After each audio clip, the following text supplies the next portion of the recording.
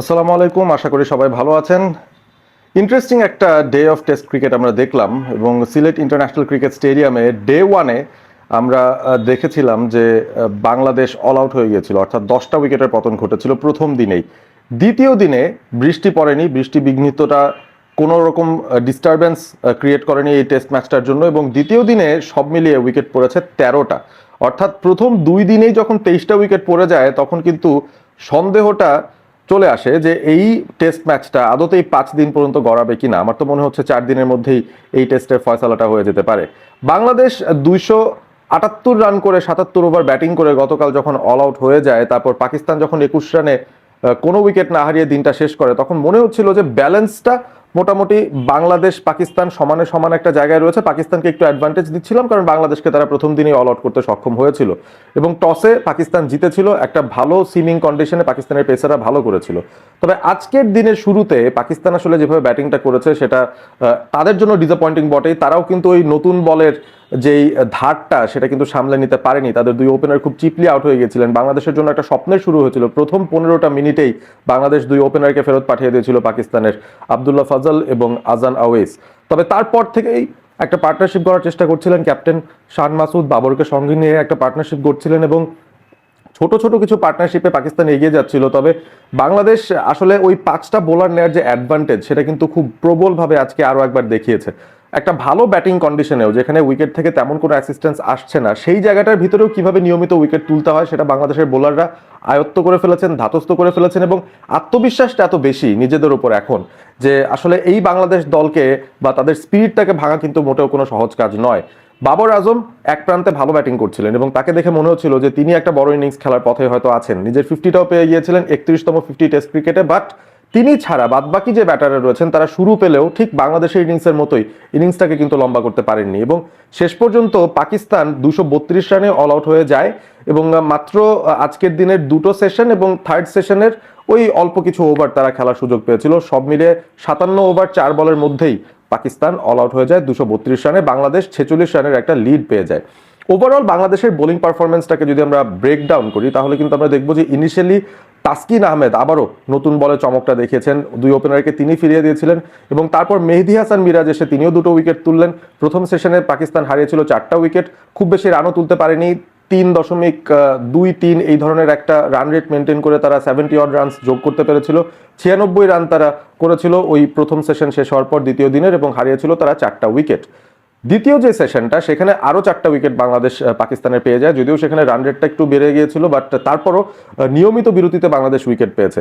বাহাতি ব্যাটাররা যখন ছিলেন তখন মেহেদী মিরাজ তিনি তাদের উপর ছড়ি ঘুরিয়েছেন এবং যখন ডানহাতি ব্যাটাররা আসলেন, রিজওয়ানের কথা বলতে পারি, বাবর আজমের কথা বলতে পারি, ইভেন অন্য আরেকজন যে ডানহাতি ব্যাটার রয়েছেন তাদের সালমান আলী আঘা, তারা যখন ব্যাটিং করছিলেন সেই সময় কিন্তু তাইজুলকে বোলিংয়ে নিয়ে আসা হয়েছে। অর্থাৎ বাংলাদেশের যে বোলিংয়ের ভ্যারিয়েশনটা রয়েছে, 5জন বোলার বিভিন্ন ধরনের ব্যাটারদের ওপর, বিভিন্ন স্টাইলের ব্যাটারদের ওপর একটা ম্যাচ করার বা একটা ম্যাচ আপস করার সুযোগ সম্ভাবনা সবকিছুই বাংলাদেশের এই বোলিং অ্যাটাকটা তৈরি করতে পারে এবং বেশ কিছু জায়গায় বাংলাদেশের পূর্ববর্তী সময় যে দুর্বলতাটা ছিল সেটা কিন্তু কাটিয়ে উঠতে সক্ষম হচ্ছে বাংলাদেশ। সেটার আর একটা প্রমাণ আজকের এই বোলিং ইনিংস। কিভাবে আমি বলি আপনাকে, ফর এক্সাম্পল, সাধারণত বাংলাদেশ যখন 4 বোলার নিয়ে বল করতে আসে তাইজুলকে অনেক বেশি ওভার করতে হয়, তাকে অনেক শুরুর দিকে নিয়ে আসতে হয়, বল নতুন থাকতেই তাইজুলকে নিয়ে আসা হয়। তবে এই টেস্টে বা এই ইনিংসটাতে তেমন একটা কিছু করতে হয়নি। 31তম ওভারে এসে তাইজুল তার প্রথম ওভারটা করতে এসেছেন, লাঞ্চের পরে গিয়ে তিনি তার প্রথম ওভারটা পেয়েছেন। সুতরাং বোঝাই যাচ্ছে বাংলাদেশের হাইয়েস্ট উইকেট টেকারকেও সময় পেতে হয়েছে বলটা হাতে নেওয়ার জন্য, কারণ বেশ কিছু বোলিং অপশনস বাংলাদেশের ছিল। মিরাজ বল করেছেন, নাহিদ রানা বল করেছেন, তাসকিন বল করেছেন, শরীফুল বল করেছেন। শরীফুল কিছুটা আনলাকি বলবো, উইকেট পাননি তিনি, তবে ভালো বোলিং করেছেন তিনি। একটা প্রান্ত মোটামুটি প্লাগ ইন করে রেখেছিলেন, ব্যাটারদেরকে তেমন একটা লুজ ডেলিভারিজ দেননি বড় শটে যাওয়ার জন্য। এবং নাহিদ রানার যে এক্স ফ্যাক্টরটা সেটা আমরা খুব ভালো মতন জানি, যে দুর্বলতাটা বাংলাদেশের আগে ছিল যে 6টা 7টা উইকেট ফেলে দেওয়ার পরও বাংলাদেশ কিন্তু লেজটাকে পুরোপুরি ক্লিয়ার আউট করতে অনেক সময় নিয়ে ফেলতো। The tail enders from the opponents তারা বাংলাদেশকে কিন্তু বেশ স্ট্রাগল করাতো বা ফ্রাস্ট্রেট করাতো। সেই ব্যাপারটাও কিন্তু আজকে আমরা হতে দেখিনি। তার কারণ একটাই, নাহিদ রানা তিনি যখন বল করতে আসছেন 150 কিলোমিটারও কিন্তু আজকে বল করেছেন তিনি প্রতি ঘন্টায়। এবং এই ধরনের গতির বোলিং এর এগেনস্টে লেট অর্ডার ব্যাটাররা হাসান আলীর মতো কিংবা সাজিদ খানের মতো কিংবা অন্য যারা রয়েছেন তারা কিন্তু স্ট্রাগলই করবেন, এবং সেটাই হয়েছে। নাহিদ রানা লেজটাকে উপড়ে দিয়েছেন, এবং নাহিদ আজকে যে 3 উইকেট নিয়েছেন তার মধ্যে সবচেয়ে বড় উইকেটটাই ছিল বাবর আজমের উইকেটটা। তিনি খুব ভালো ফর্মে ছিলেন, ছন্দ দেখাচ্ছিলেন, সেরকম একটা টাইমে নাহিদ রানাকে আবারও বোলিংয়ে নিয়ে এসেছিলেন নাজমুল শান্ত, এবং নাহিদ রানা কাজের কাজটা করলেন, বাবর আজমের উইকেটটা তুলে নিলেন। তারপর কিন্তু বাংলাদেশকে খুব বেশি আর অপেক্ষা করতে হয়নি, একের পর এক নিয়মিত বিরতিতে বাংলাদেশ উইকেট তুলেছে। নাহিদ 3টা পেয়েছেন, তাইজুল 3টা পেয়েছেন, মিরাজ 2টা এবং তাসকিন 2টা। তো it's a very very well spread out wicket taking chart, যেটা দেখে বোঝা যায় যে আসলে একটা টেস্ট ম্যাচ আপনি যদি জিততে চান, আপনি যদি একটা ভালো টেস্ট টিম হতে চান, আপনার 5জন বোলার নিয়ে নামতে হবে। এবং এই জায়গাটার মধ্যেই তফাৎটা গড়ে গিয়েছে। পাকিস্তান তাদের যে 4 বোলার রয়েছে তাদেরকে দিয়েই আজকে বোলিং করিয়েছে। বাংলাদেশ যখন দ্বিতীয় ইনিংসে ব্যাট করতে নামলো, খুবই ব্রাইট একটা স্টার্ট বাংলাদেশ পেয়েছিল, খুব কুইক স্টার্ট নেওয়ার চেষ্টা করছিল। মাহমুদুল হাসান জয় ওয়াজ লুকিং গুড, কিছু রিস্কি শট তিনি খেলেছেন, একটু নড়বড়ে শুরুর দিকে মনে হলেও তারপর কিন্তু ওয়াইড ডেলিভারিগুলোকে, আউটসাইড অফ স্টাম্প যে ফুলার লেন্থের ডেলিভারি, পেসার হোক স্পিনার হোক, চড়াও হয়েছিলেন মাহমুদুল হাসান জয়। দুর্দান্ত কিছু কাভার ড্রাইভ, দুর্দান্ত কিছু স্কোয়ার ড্রাইভ তিনি খেলেছেন। শর্ট বল আসলে সেটাকে পুল করেও 4 হাঁকিয়েছেন। সো তিনি প্রথম ইনিংসে যে 0 রানে আউট হয়ে গেছেন সেটা খুব দারুণভাবে পুষিয়ে দিয়েছেন।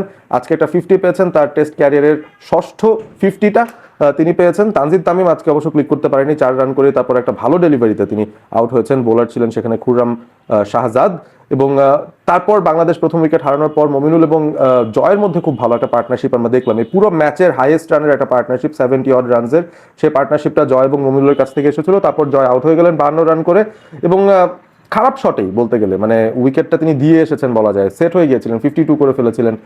তারপর একটা পুল শট খেলতে গিয়ে হাওয়ায় ভাসিয়ে তিনি স্কোয়ার লেগে ক্যাচটা দিয়ে বিদায় নিয়েছেন। এবং মমিনুল এবং নাজমুল হোসেন শান্ত দিনটা শেষ করছিলেন খুব দারুণভাবে। তবে একেবারেই দিনের শেষ বলটাতে গিয়ে, বা যে ওভারটাতে আসলে খেলা শেষ হয়ে যেত, সেই ওভারের মাঝপথেই মমিনুল তিনি আউট হয়ে ফিরে গেছেন, এবং বাংলাদেশ তাদের তৃতীয় উইকেটটাও হারায়। বাট খুশির ব্যাপার যেটা, সেটা হচ্ছে বাংলাদেশের লিডটা এখন ওই 150-160 অর এরকম একটা জায়গায় রয়েছে। আগামীকাল যদি বাংলাদেশ সামহাও আরো 200টা রান ম্যানেজ করে 350 টার্গেট পাকিস্তানকে দিতে পারে, আমার মনে হয় বাংলাদেশ এই টেস্টটাও জেতার জন্য খুব ভালো একটা অবস্থানে থাকবে। যদিও মাত্র 2 দিন শেষ হয়েছে, পাকিস্তান যদি খুব ভালো ব্যাটিং করে ফেলে সেই ক্ষেত্রে ম্যাচটা পাকিস্তানেরও জেতার সম্ভাবনা আছে। এবং এটাই আসলে টেস্ট ক্রিকেটের এই ইন্টারেস্টিং পয়েন্টটা, যে দুটো দলেরই জয়ের সম্ভাবনা আছে, এবং ড্র হওয়ার চান্স খুব একটা বেশি আমি দেখছি না এই ম্যাচটার মধ্যে। একটা রেজাল্ট ডেফিনেটলি আসবে, বৃষ্টি যদি ঝামেলা না থাকে তাহলে ডেফিনেটলি এই টেস্টে একটা রেজাল্ট আসবে, 4 দিনের মধ্যে হয়তো আসবে।